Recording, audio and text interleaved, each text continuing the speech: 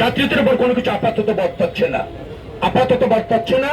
আমরা এটাকে আরো একটু বিচার বিশ্লেষণ করে কিভাবে অ্যাকোমোডেট এবং অ্যাডজাস্ট করা যায় সেটা বলবো। তবে যাত্রীদের উপর এই ঈদ উপলক্ষে ভাড়া বাড়া অথবা অতিরিক্ত কোনো কিছু চাপিয়ে দেওয়ার কোনো সুযোগ কারো থাকছে না।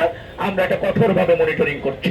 এখন আমাদের ট্রেনের যতটুকু সক্ষমতা আছে, যতগুলি কোচ আছে, যে লোকবল আছে, সেটা দিয়ে সর্বাত্মক যে সেবাটা নিশ্চিত করা যায় সেই জন্য কাজ চলছে। এবং আমি মনে করছি, আমি গতকালকে ট্রেনে গিয়ে কমলাপুর স্টেশনে গিয়েছিলাম, সেখানে গিয়ে যে ব্যবস্থাপনাটা আমি দেখেছি অব্যাহত রাখতে বলেছি, সন্তোষজনক। এবং সেখানে সাংবাদিকরাও ছিলেন, তারাও সন্তোষ প্রকাশ করেছেন। খুব বেশি ব্যত্যয় তারা দেখেননি। কিছু ডিজায়ার যাত্রীর আছে, ওটাকে আমরা আমলে নিয়েছি, রেসপেক্ট করি, নিশ্চয়ই সেগুলি আমরা পর্যায়ক্রমে প্রতিষ্ঠিত করবেন।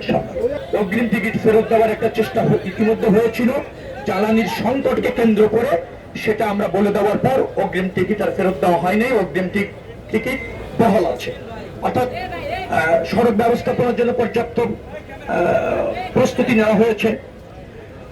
যদি আপনি জানতে চান সেগুলি বলা যাবে। আমাদের যতটুকু সামর্থ্য আছে, বিশেষ করে শহরগুলি সংস্কার করে চলাচল উপযোগী রাখা, যে সমস্ত জায়গায় নির্মাণ কাজ চলছিল সেই নির্মাণ সামগ্রীগুলি সরিয়ে ফেলা, অন্তত 2-3টি লেন যাতে কার্যকর থাকে, 4টি লেন যেখানে আছে কার্যকর থাকে, সে ব্যবস্থা ইতিমধ্যে আমরা নিয়েছি। আমরা ধরেন যে সমস্ত পাম্প আছে মহাসড়কে, সেই সমস্ত পাম্প আগামী ঈদের আগে 7 দিন, ঈদের পরে 5 দিন 24 ঘন্টা খোলা থাকবে, সেটা আমরা নিশ্চিত করেছি।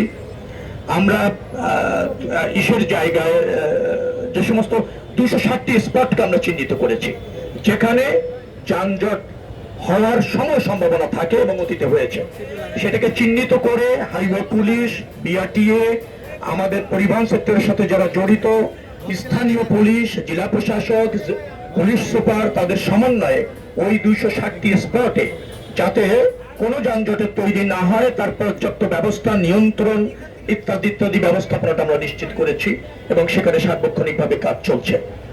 তো সবকিছু মিলিয়ে আমাদের কাছে মনে হচ্ছে যে আমরা একটা ভালো যাত্রা, জনবান্ধব বলতে চাই, স্বস্তির যাত্রা, আরামদায়ক ভ্রমণ, নির্দিষ্ট সময়ে যাত্রীরা যাতে গন্তব্যে পৌঁছাতে পারে, বাড়িতে পৌঁছাতে পারে, উদ্বিগ্ন না হয়, ঘন্টার পর ঘন্টা সড়কে যাতে আটকে না পড়ে, সেটার জন্য সরকারের মনোযোগ রয়েছে, সর্বাত্মক মনোযোগ রয়েছে, প্রধানমন্ত্রীর নির্দেশ রয়েছে এবং এর সাথে যারা স্টেক হোল্ডার জড়িত আছে তাদের সবাইকে নিয়ে সমন্বিতভাবে আমরা কাজ করছি।